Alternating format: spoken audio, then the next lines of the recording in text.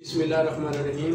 अस्सलामु अलैकुम वरहमतुल्लाहि वबरकातुहू। जी इमरान भाई, आज जो हम यहाँ बैठे हुए हैं और तारिक भाई की जो हम वीडियो यहाँ पे तैयार करना चाह रहे हैं जी, और जो तारिक भाई के चैनल के लिए हम आपसे ये वीडियो बना रहे हैं।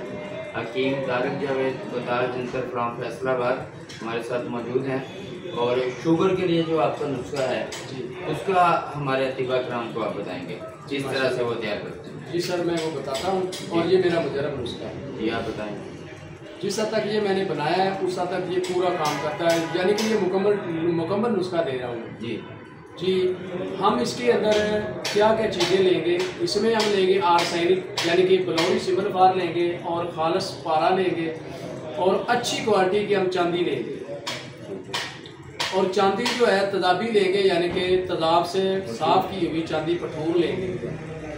अब हमने करना क्या है कि सबसे पहला जो इसका स्टेप है, हमने 1 पाव दतूरे का पानी लेना है फिल्टर शुदा। अच्छा, इसकी मिकदार बता देंगे चांदी और सिमल बताएंगे वो सर मैं आगे बताता हूँ। हमने क्या करना है कि इसमें हमने सबसे पहले जो है ना आर्सेनिक यानी कि सिमल फार को कच्ची लेंगे। कच्ची सिमल फार को 2 प्यालों के अंदर बंद करके 100 ग्राम सिमल फार को इसके हम जौर उठा लेंगे। जो ऊपर वाले जौर होंगे वो हम लेंगे, जो गंदा कार्बन है वो नीचे बैठ जाएगा, सिमल फार के जो अच्छे जौर है वो ऊपर आ जाएंगे। जोहर का तरीका क्या होगा? तरीका ये होगा कि हम 2 प्याले लेंगे और उनके पहले ज़मीन पे घिसाएंगे और जो उसकी लाभबंदी है ना अच्छे तरीके से, जो उसका जो अंदर का ऑक्सीजन है वो बाहर ना निकले। फिर हम एक डॉक्टर पट्टी लेंगे जो ये जख्मों के ऊपर पट्टी की जाएगी, वो पट्टी लेंगे। तो इस सिमल फार को हम पीसेंगे, पीस के इसको सर हम छोड़ देंगे उसमें प्याले के अंदर। तो इसको फिर हम रेत यंत्र चढ़ा देंगे। दूसरा प्याला ऊपर लाभबंदी का उल्टा प्याला ऊपर रख दें। जब इसकी लाभबंदी हो जाएगी, पट्टी लगा के लाभबंदी करके हम इसको रख देंगे। जब ये ऊपर वाला प्याला गर्म हो जाए, नीचे दरमियानी आग छोड़ दें। ऊपर वाला प्याला जब हो जाए गर्म तो इसको ठंडी पट्टी करते रहना है पानी की। तो इस तरह बस इसका एक बार जोर उड़ा देंगे। अगर ये मुश्किल लगे तो मैं अर्ज कर देता हूँ, मेरी न्यू मॉडल मशीन जो आई है पताल के अंदर, जी बिल्कुल, उसमें आप आसानी के साथ इसके जोर उड़ा सकते हैं, क्योंकि उसके एक तरफ से पानी अंदर दाखिल होगा, दूसरी तरफ से निकलता रहेगा।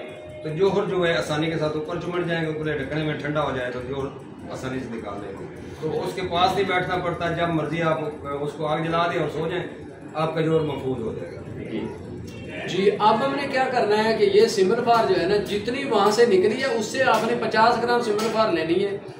50 ग्राम सिमल फार लेके इसके अंदर 1 पाव जो दतूरे का पानी है ना जोध माशिल का, ये 1 पाव हमने लेके फिल्टर करके फिल्ट्रेशन वाला पानी साफ सुथरा डालना है। करना कैसे है कि 50 ग्राम पानी हमने लगा दिया इस 50 ग्राम सिमल फार को, ये खुशक होगी। इसकी इसी तरह जब टिक्की बनने के काबुल हो जाए तो इसको खुशक करके प्याले के अंदर रख के इसको फिर इसी तरह उड़ाए। भाई ने सिंबल फार बोला है, वो जोहर लेना है 50। कोई बता रहा हूँ वो सिमल फार की नहीं, जोहर लेना। हाँ चलो ठीक है, दोबारा इसका रिपीट करवा देते कि जो मैंने सिमल फार के पहले जौर उड़वाया उन जौरों से आपने 50 ग्राम जौर लेने, वो खालिस जौर है। ठीक है, अब हमने इसके अंदर 50 ग्राम दतूरे का पानी दिया है जोध माशिल का साफ सुथरा, इसके फिर दोबारा जौर लेने। ये अब नहीं उड़ेंगे सारे, ये थोड़े से उड़ेंगे, जो ऊपर लग जाए वो आप नीचे वाले जौरों के साथ मिला के इसको निकालें, फिर 50 ग्राम पानी दें, इसी तरह जौर उड़ाएं 5 दफ़ा। 250 ग्राम ये दतूरे का पानी लग जाएगा। अब हमने क्या करना है कि ये सिमल फार हमारा तैयार हो गया। अब आ गई आगे चांदी की बारी और पारे की बारी। इन दोनों की हम कजली करेंगे। कजली करके इसके अंदर हम यानी कि ये जो 50 ग्राम सिमल फार है ये इसके अंदर लगा देंगे। ठीक है, लगा के अब हमने करना क्या है कि इसके अंदर हमने हजारदानी बूटी सर जो होती है ना, चाहे सुरख डंडी वाली मिल जाए या हरी डंडी वाली, क्योंकि हमारे इलाके के अंदर ननकाना साहब के अंदर ना सब्ज वाली मिलती है ज़्यादा, मगर सबसे बेस्ट जो होती है ये सुरख डंडी वाली होती है। जो ये इन दोनों में से अगर सुरख डंडी वाली मिल गया है हजारदानी तो वो ले लें।